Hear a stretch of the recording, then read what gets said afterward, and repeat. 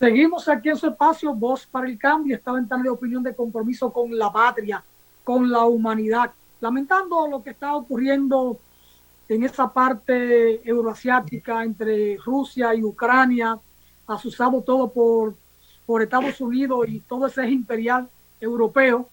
Lamentablemente quien va a sufrir es el pueblo ucraniano, el pueblo inocente ucraniano. Como siempre, los pobres son los que pagan las consecuencias de esos actos de los que líderes mundiales mandan a jóvenes a pelear, a jóvenes que no se conocen, a jóvenes que no se odian, pero esos líderes sí se conocen y se odian, pero ellos no van a pelear. Ellos no van a pelear. Bueno, pero esa es la cosa de la vida. Aquí hablando de educación con la maestra Paula Xiomara, Natanael, no sé por qué Paula Xiomara no ha entrado, no debía entrar yo sino ella, pero bueno, son las cosas suyas, don Natanael. Mándele por favor el enlace a la maestra, que es la que conduce este segmento. Conversando sobre el tema de educación, la maestra Paula Xiomara decía que la escuela tiene una cuota de responsabilidad. Ella decía, es la principal responsable. Pero yo cuando era muchacho, y de esto hace casi un siglo, cuando terminábamos las clases en la escuela José Ramón López, los maestros o las maestras, porque eran fundamentalmente maestras, en la escuela José Ramón López yo no tuve maestro, fueron todas maestras. Todas fueron maestras. Y ya en el liceo tuve un solo profesor, el de inglés. Después todas eran maestras. Es decir, que yo me formé con maestras.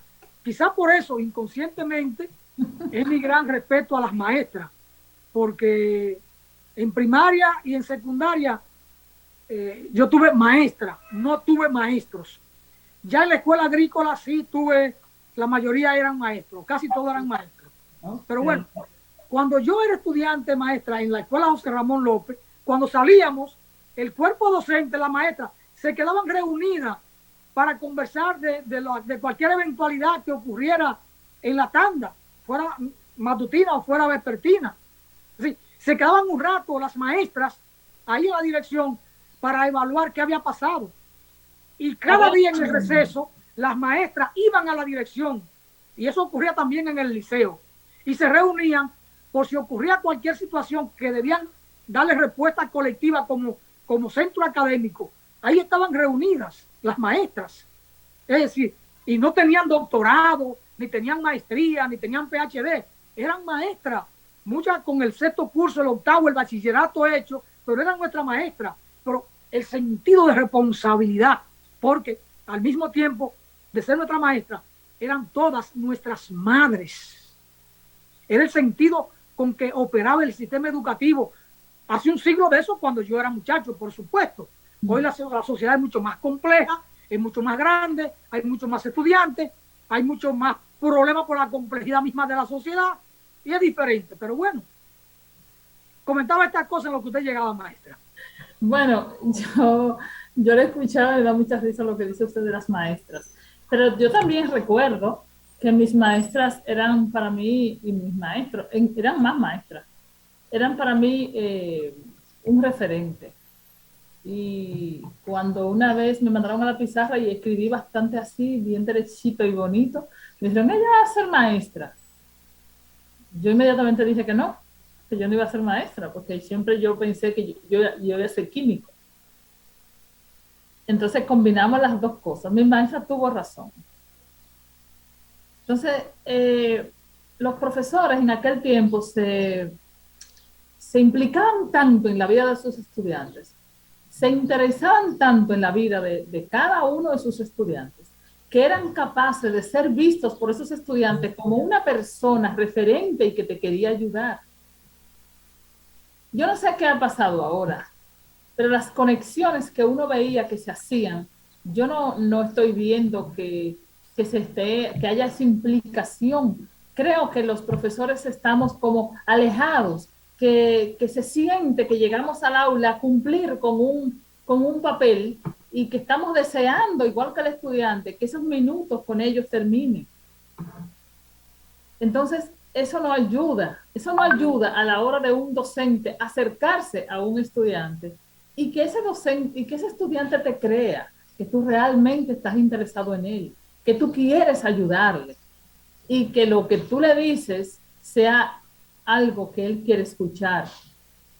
Ahora mismo, los docentes han dejado de ser ese ejemplo que eran para los estudiantes. Antes éramos un referente para casi todo el mundo. Para toda la sociedad, el profesor era un referente en la sociedad. Entonces, y eso lamentablemente ha dejado de ser así. Es que lo tenemos que reconocer. No importa que yo sea profesora, lo tengo que verlo. Y yo lo veo, justo por eso lo veo. De hecho, incluso en las comunidades pequeñas ya no se ve. En las comunidades pequeñas, los profesores eran los que estaban al tanto y acompañaban a las comunidades en sus carencias, en sus reuniones, en sus cosas. Se incluía el profesor para las decisiones de la comunidad. Ahora no. Ahora no. Ahora no sucede y eso es grave. Porque eso quiere decir que el profesor perdió autoridad. La escuela ha perdido autoridad. Entonces, a la hora de disciplinar, ¿cuál es la autoridad que tiene? Es posible que esos estudiantes estén coincidiendo en el mismo lugar del profesor con la bebida, con las cosas en la calle. Y aunque eso no es malo hasta cierto punto, pero a veces eso te disminuye la autoridad, porque hay que ver, por ejemplo, yo lo digo por situaciones bastante cercanas que he tenido con algunas profesores de cerca de mi entorno. Si tú estás todo el tiempo en una actividad donde el estudiante también está y tú quieres, por ejemplo, tomando cervezas, y tú le das clase a gente de tercer teórico, cuarto teórico, que también anda en la calle tomando cervezas. ¿Cómo tú no tienes autoridad para decir a ese estudiante que debería ser comedido en esa actitud de tomar cervezas todo el tiempo, que no está bien? Tú no puedes, no tienes cómo aunque lo hagas.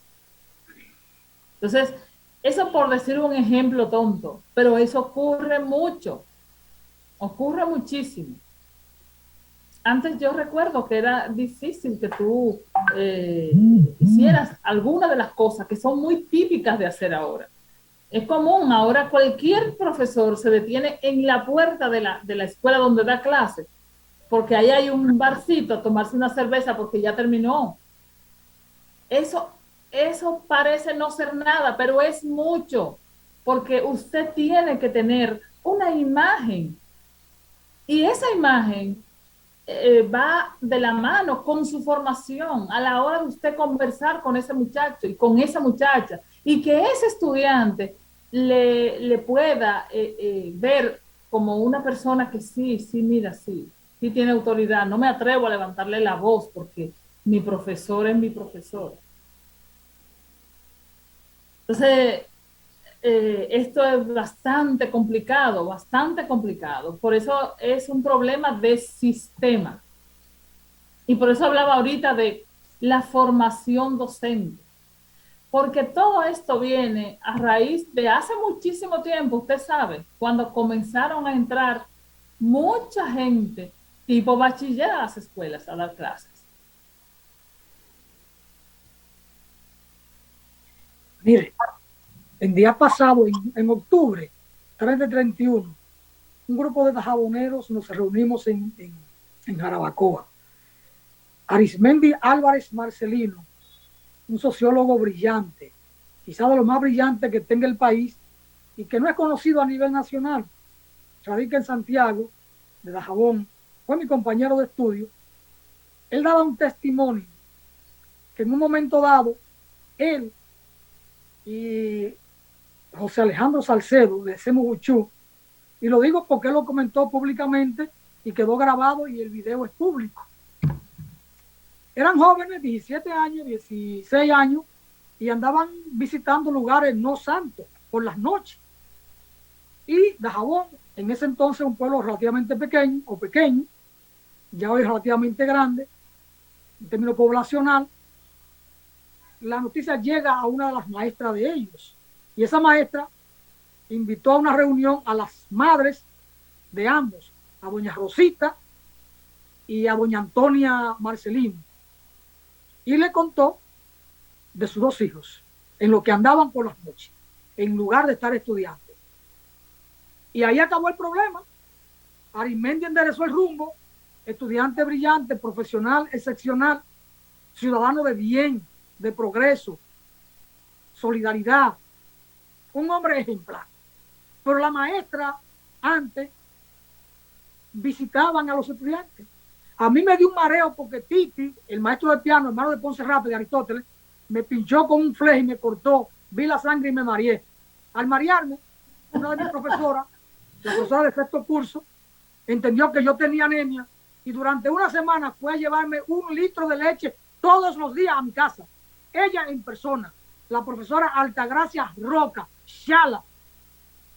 Entonces, son cosas que uno las recuerda siempre. Como Arismendi recuerda esas cosas de esa maestra que convocó a la madre de él, a doña Antonia Marcelino y a doña Rosita, para hablarle de las andanzas de Arismendi y de Buchú, de José Alejandro Salcedo y Arismendi Álvarez Marcelino, y le dijo en qué andaban. Así es. Porque las maestras eran nuestras madres. Y en ese tiempo, no tengo nada en contra de la ADP, soy defensor de la ADP toda la vida y lo sigo siendo como sindicato, que es una expresión de libertad, de solidaridad, de reclamo, de defensa de los derechos colectivos y corporativos de los maestros, pero en esa época no había una ADP, los maestros no estaban organizados, funcionaban como ciudadanos ejemplares. Hoy sale la noticia. ADP ratifica reclamos previo mesa de trabajo. El Comité Ejecutivo Nacional de la ADP ratificó ante el Ministerio de Educación la demanda de que sean completadas las tandas a los maestros de jornada extendida, previo a la designación de quienes aprobaron el concurso de oposición y un aumento salarial de un 25% para el primer trimestre del año 2022 a favor de los docentes. Es decir, el sindicato está muy bien que defienda los intereses de los maestros, el horario laboral de los maestros, la cobertura social, médica, la seguridad social de los maestros, todo eso. Pero también tiene que tener la mira al sistema educativo y ver cómo sus integrantes asumen con un criterio diferente o con más responsabilidad la labor docente, la labor de ser ejemplo, la labor de ser maestra, de ser maestro, porque el maestro no es un título. Así es. La condición de maestro implica una consagración, un apostolado, ese vínculo necesario del docente con el estudiante, con el alumno. Ver y tener al alumno como discípulo. Mire. Don Alfonso, mire, tenemos por aquí a la ingeniera Telma Vargas, que es de Neiva. ¿Conectada con nosotros? Sí, acaba de entrar. Saludos, maestra, saludos. La ingeniera Telma Vargas, ella es ingeniero, no es maestra. Pero bueno, hay muchas maestras en la familia, así que a lo mejor... Ingenieros facilitadores también, somos facilitadores de... Ella es... Sí, maestra Telma, saludos. Me voy a retirar del segmento, pero mire, Paula, lo siguiente. Yo no soy empleado del ministerio, pero yo soy maestro porque en la vida diaria yo vivo dando, no cátedra, clases, conferencias. Yo recorro el país hablando de Duarte y para mí eso es un apostolado y desde esa perspectiva yo soy un maestro y no he estudiado magisterio. ¿Pero por qué se va? No tiene Telma puede ser ingeniera química, pero puede ser maestra de química. Sí, vale. Ella es instructora de Infotep y todas esas cosas. Y entonces no es maestra, entonces no es maestra. Quiero decir, no del sistema educativo, porque hablábamos de un articular del sistema educativo, entonces tenía que aclararlo para la audiencia. Ingeniera Telma Vargas, muchísimas gracias por acompañarnos. Don Alfonso no tiene por qué irse, vamos a conversar, le invito por favor a quedarse, pues este segmento especial, al que agradezco muchísimo que Telma haya aceptado estar con nosotros, es porque dentro de todo este tema donde queremos llevar algo de educación en nuestro pueblo, todos estos días hemos estado con mucho dolor viendo cómo en nuestro país cada vez más se está afectando nuestro medio ambiente sin muchas políticas reales para que ese medio ambiente pueda ser protegido y pueda, al contrario, deberíamos tener políticas que lleven a que las áreas que están bastante dañadas, como tenemos en el sur áreas bastante deforestadas, a ver cómo las recuperamos. Y lo que estamos viendo es que vamos como un poco para atrás. Y al mismo tiempo vemos cómo el ministro de Turismo y cómo el presidente insisten en las políticas para mejorar e incentivar el turismo. Entonces, a veces vemos, pero con una mano dicen una cosa y con otra mano es como que lo dañamos un poco todo, porque si realmente queremos tener turismo, hay mucho ecoturismo que podemos promocionar. Entonces, en nuestro pueblo es uno de esos ejemplos. Estamos intentando promocionar muchas actividades que son de ecoturismo. Hay mucho que ver en Neiva. Sin embargo, estamos a la espera de muchísimas propuestas que se han hecho, de muchísimas promesas que se han hecho para promover, para proteger nuestra Sierra de Neiva, para dar mayor cuidado a lo que es el lago Enriquillo, pero aún así se están haciendo muchas iniciativas, algunos esfuerzos que es lo que queremos que hoy nos hable la ingeniera Telma Vargas, ya que ella es guía ecoturística, de las primeras guías ecoturísticas que se formaron para nuestra región, de la cual estoy muy orgullosa, porque gracias a Dios esta chica es de mi familia. Así que vamos a conversar y entonces le cedo la palabra a Telma. Gracias por estar aquí. Ay, gracias por invitarme, Paula. A mí me encanta poder acompañarte y poder de alguna manera promocionar lo que nosotros estamos haciendo ya desde el 2017. Por un curso simple que realmente yo siempre he motivado a las personas a que realicen sus cursos técnicos en Infotep, porque por un curso simple de ecoturismo sostenible y comunitario, pues nosotros formamos un grupo de 23 participantes en el que nos hemos desarrollado y hemos incentivado y encima hemos creado las condiciones para poder realizar diferentes rutas, diferentes tours en toda la provincia de Bauruco, y también en algunos incluimos la provincia de Independencia. Nosotros tratamos, a pesar de las condiciones y a pesar de la poca ayuda que hemos podido lograr, de que todo el que esté en el sector y en la zona en el que se realizan estos tours, pues estén involucrados de alguna forma en ese mismo tour, en esa misma guianza. Entonces nosotros utilizamos los proveedores de la zona, los alimentos de la zona, los guías están formados también en primeros auxilios, y tenemos la gran ventaja de que nuestra zona no es una zona en la que podemos decir que es peligrosa, que tú te vas a encontrar una banda, que va a suceder un atraco así de la noche a la mañana. Gracias a Dios todavía no podemos decir que estamos a ese nivel. Y esto ayuda mucho para que las personas sientan la confianza en conocer. Nosotros hemos realizado contacto con el Ministerio de Turismo desde la gestión pasada también, en el que nos han apoyado con sus recursos publicitarios. Llevamos un grupo grandísimo de turistas periodistas, en el cual le dimos durante 3 días, tratamos de darle la mayoría de los puntos turísticos que tenemos en nuestra provincia de Bauruco. En ese momento realmente fue un boom, nosotros sonamos, nos dimos a conocer, ya se sabe que hay un grupo de guías ecoturísticos en Bauruco, la provincia de Bauruco, para que no nos equivoquemos con Bauruco Barahona. Y a partir de ahí, este hashtag lo pueden buscar en cualquiera de nuestras redes, es hashtag Mi Tour en Bauruco 2019, eso fue en el 2019.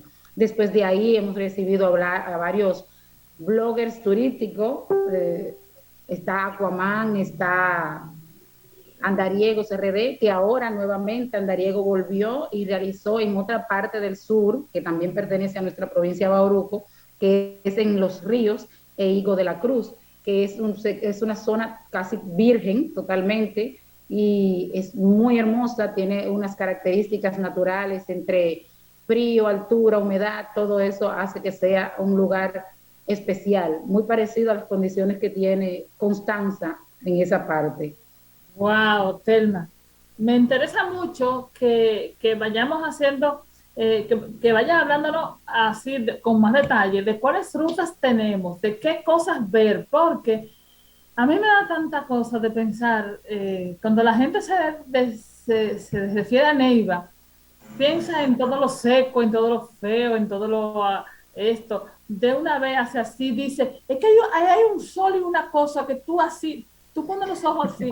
Yo tengo un amigo que me dijo eso, una persona muy querida que me dijo eso. Es que cuando tú piensas en Neiva, tú solamente pones los ojos así. Entonces, porque todo es calor y todo es sol. Sí, Y solamente se piensa en lo feo. Entonces, sin eso embargo, es ellos por no total piensan. desconocimiento. Así que vamos a comenzar con la ruta. Exactamente, es total desconocimiento. Ayer casualmente me estaba diciendo una persona que hicieron la ruta solo, su esposa y ella, y él, y que estaban muy felices por el lugar, que estaba precioso y qué sé yo qué, pero sin embargo no encontraron dónde comer. ¿Por qué? Porque no sabían, no conocían de la zona. ¿Sabes cuántos lugares de comida hay solamente en la vía principal? Es increíble. Entonces, por eso es bueno que sepan, que se informen, que hay guías, que hay personas que pueden indicarles, aunque no se reciban la guianza como tal, nosotros le damos la información, le damos el punto exacto donde pueden ir a tomar sus servicios sin ningún inconveniente, Muy sin bien. ningún Entonces, costo. Mira, ahora nosotros tenemos la ruta más buscada, la antes de ruta que más comiences conocida. antes de que comiences a hablar sobre las rutas, vamos a hacer una pausa y al regreso seguimos conversando sobre las rutas que vas a comenzar a hablar ahora para poder hablar con tranquilidad sin interrumpir este diálogo. Así que en Perfecto. un momento regresamos. Vale. No se vayan, por favor.